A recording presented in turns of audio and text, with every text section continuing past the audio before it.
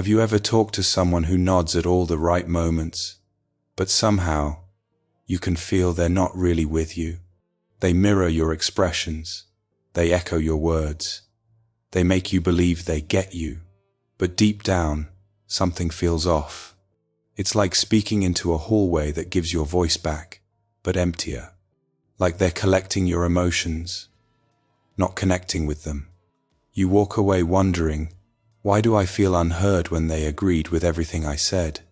And that's the strange thing. People who pretend to understand you often sound perfect, until you realize their empathy was only a performance.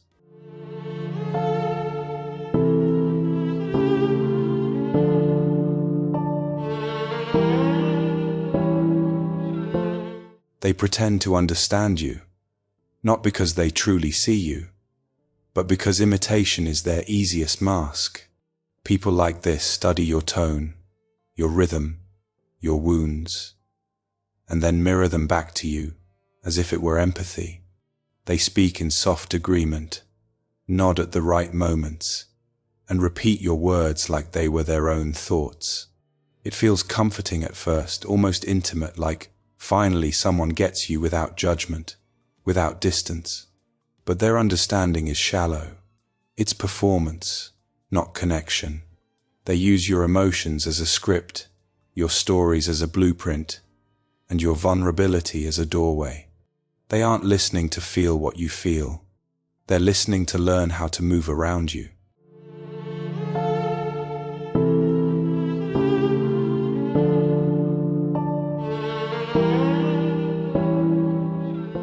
People who pretend to understand you aren't listening to your words. They're studying your emotions. They're watching the way your face reacts, the tone you use, the pauses you leave in between sentences. To them, understanding is a performance, not a connection. They mirror your feelings like a perfect reflection, not because they feel them, but because it earns them trust. They offer sympathy without depth, validation without effort, and empathy without presence.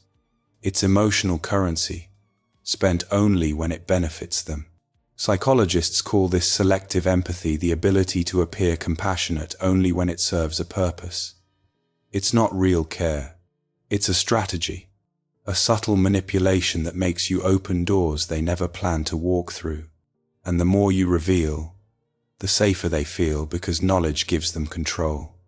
They learn your wounds, your fears, your soft spots, and they hold that information gently, almost lovingly, like a weapon they'll never admit to carrying.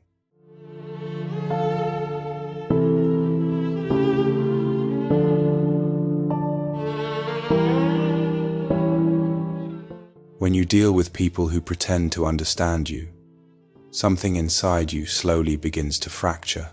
You start to question your own intuition, because their words sound gentle, but their presence feels hollow.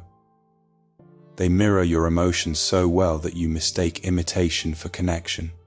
And before you notice it, you begin opening doors inside yourself they never intended to walk through. You start sharing pieces of your soul with someone who only knows how to reflect, not receive. And every time you speak, you feel strangely unseen, like your truth is echoing inside an empty room. They nod, they smile, they say all the right things, but you can feel it.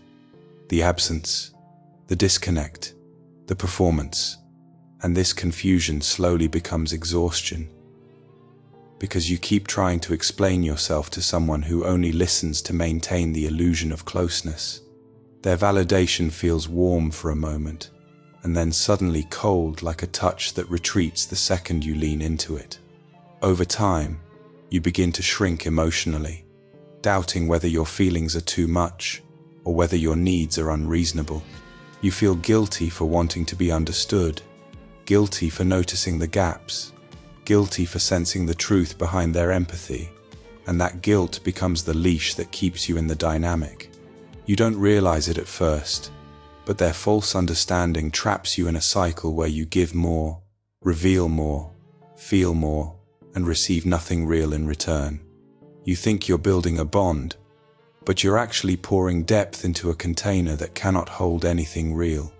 And eventually, you begin to feel alone, even in their presence.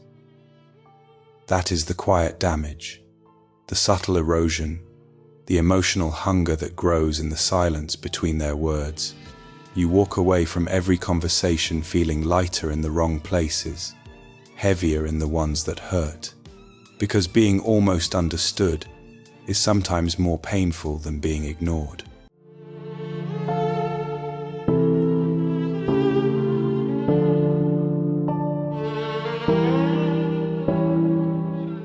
Healing begins the moment you stop blaming yourself for the way someone failed to meet you emotionally.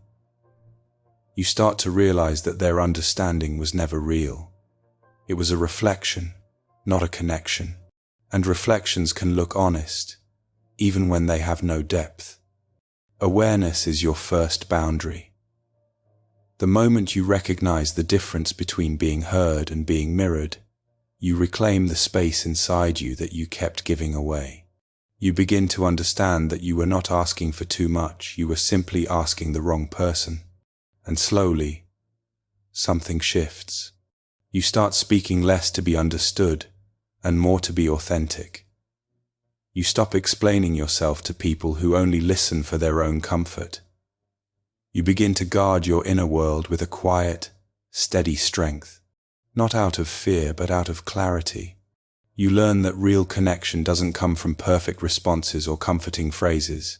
It comes from presence, from someone who doesn't just echo your emotions, but actually feels the weight of your words. And when you stop chasing understanding from those who can't offer it, you create space for those who can. Healing doesn't mean shutting down.